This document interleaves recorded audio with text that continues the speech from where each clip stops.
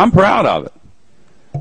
Clueless about the core? The Chicken Little of global warming recently tried to explain geothermal energy to Conan O'Brien. According to Gore, this energy is as plentiful as pixie dust at a fairy convention because the Earth's core is like 1,000,000 degrees. Have a look, have-a-lookers. 2 kilometers or so down, in most places there are these incredibly hot rocks, because the interior of the Earth is extremely hot, several million degrees, and the crust of the Earth is hot.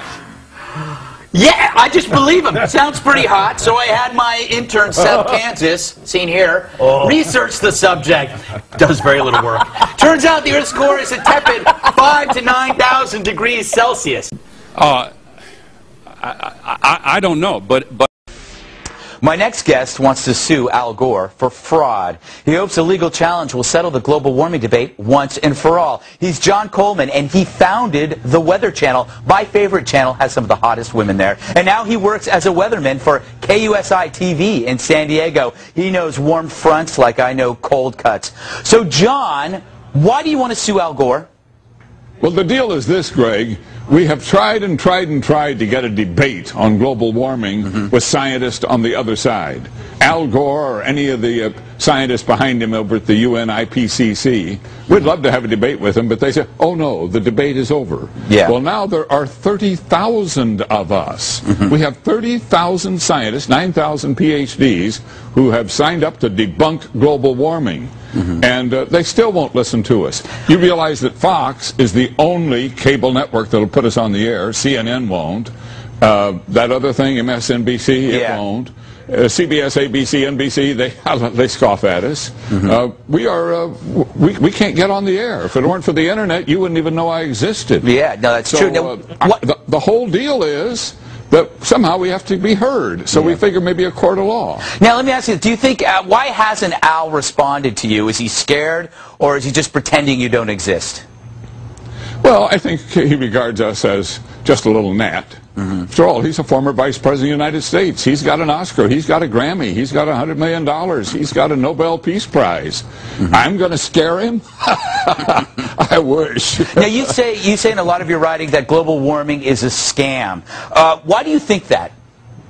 Well, if you study all the papers of the Intergovernmental Panel on Climate Change, if you study everything their scientists have done, it all boils down to a claim that carbon dioxide, CO2 in the atmosphere, put there by our burning of fossil fuels, is going to turn the climate of Earth into an oven, and we're all going to bake and die. it's the most serious challenge our civilization's ever faced. Propaganda.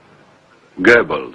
And the global scientific community is practically screaming from the rooftops now, saying you got to stop that because it's heating up the planet. The planet has a fever. The ice is melting. The storms are getting stronger. The droughts are getting deeper. Sea levels are beginning to rise, and the threat is of catastrophic sea level rise. Well, that's sheer nonsense. We have burning fossil fuels for 100 years. And what have we done so far? We might have raised the temperature by 1/10 of 1 degree, maybe.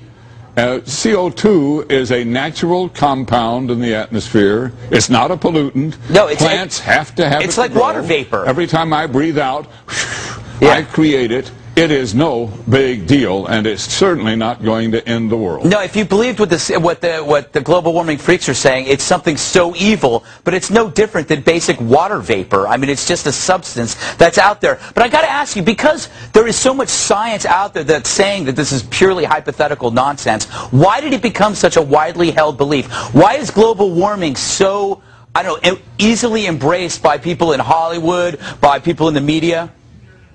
Well, it's the most amazing part of the story, really. How did it become such this huge accepted scam?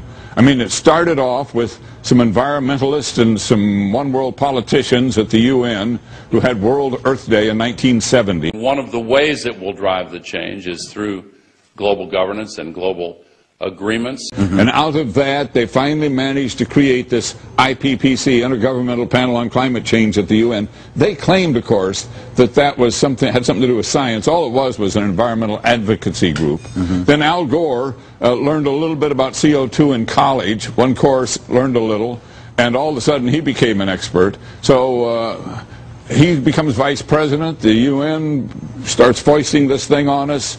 And the media, which loves a crisis, loves to tell us that the world is coming to an end, the media jumped aboard.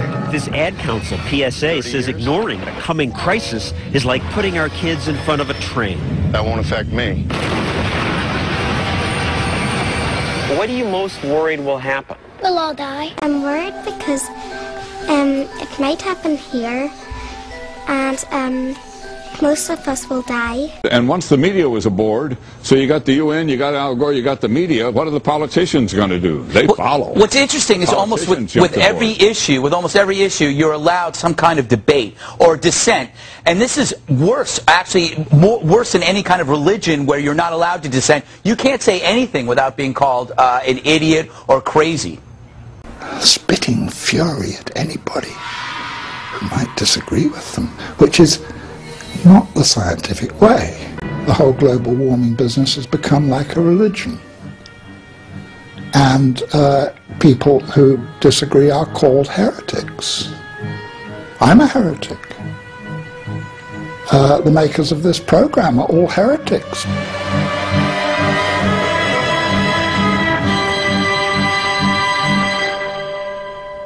It's become a religion. That's exactly what it's become, an environmentalist religion. And of course, green and environmentalism is a wonderful thing. I'm an environmentalist, but wait a minute. You're not going to turn me into an extremist, and you're not going to get me to tell a lie to try to accomplish an environmental goal. That's exactly what they're doing. Speaking of goal, what does a hockey stick have to do with all this? Well, this goes back to the start of it all. A professor at an American university named Michael Mann created a graph of temperatures through millennium flatlining and then shooting up at the end, the shape of a hockey stick. And the UN panel said, "Ooh, love that." Yeah. And they kind of made it their Bible, and it became the cornerstone of their whole campaign. Now it has been proved, without a shadow of a doubt, to be built on absolutely bad science. You can put any data into that formula and it'll come out a hockey stick no matter what. Well, you know, John, the whole thing was manipulated. John, I'm actually looking forward to the return of the Ice Age because I know that's going to be the next catastrophe, probably in the next decade. We got to run. Thank you, John Coleman, founder of the Weather Channel, my favorite channel. The British High Court in London found an inconvenient truth had 9 significant errors in it. Given this film has been shown in schools to children, do you accept those 9 significant errors? I know you say that it's funded by deniers, that court case, but a judge in the British High Court, after a lengthy hearing, found there were 9 significant errors. This has been shown to children. Do you accept those findings, and have you done anything to correct those errors?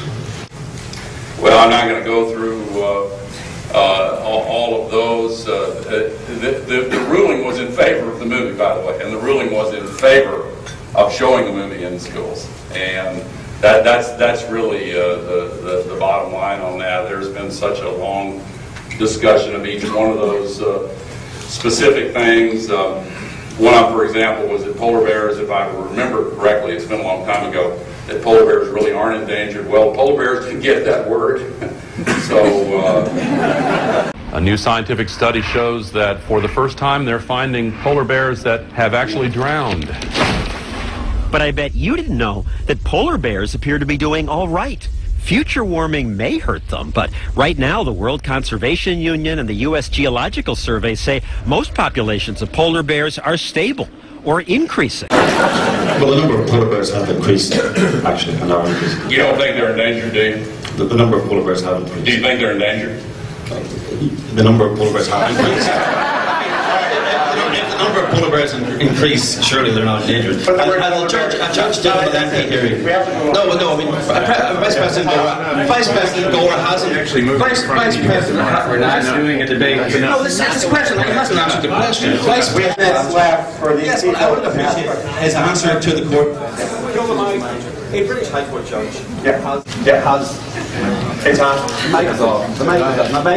has had to lie even about the date of the ClimateGate emails, where he's trying to say that they were all at least 10 years old, when most of them weren't even, some of them weren't even 10 days old. These are private emails more than 10 years old. Clearly, there is desperation there now. The fact that this serial liar is lying yet again, and this time about the ClimateGate emails, shows how utterly incredible and useless a figure he has now become. Poor Al Gore. Global warming completely debunked via the very internet you invented. Oh! I took the initiative in creating the internet. Goebbels. Mr. Gore, hey. How you guys doing? Hey, brother. Step back. Mr. Gore, we know about your New World Order eugenics program. Well, what do you think about that? Everything you guys discussed at the Club of Rome and Bilderberg, population control. Thank you very much. What do you think of Ted Turner's? Ted Turner's reduction of population by 95%.